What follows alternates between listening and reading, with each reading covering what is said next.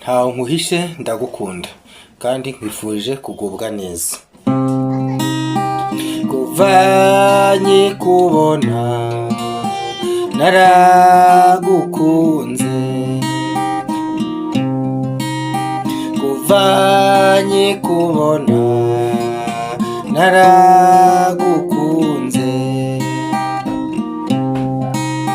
mutoranyamuba ndibana mwari kumwe, ndetse hari kucyo mwera mu gitondo, ugomera ko mbakurikira,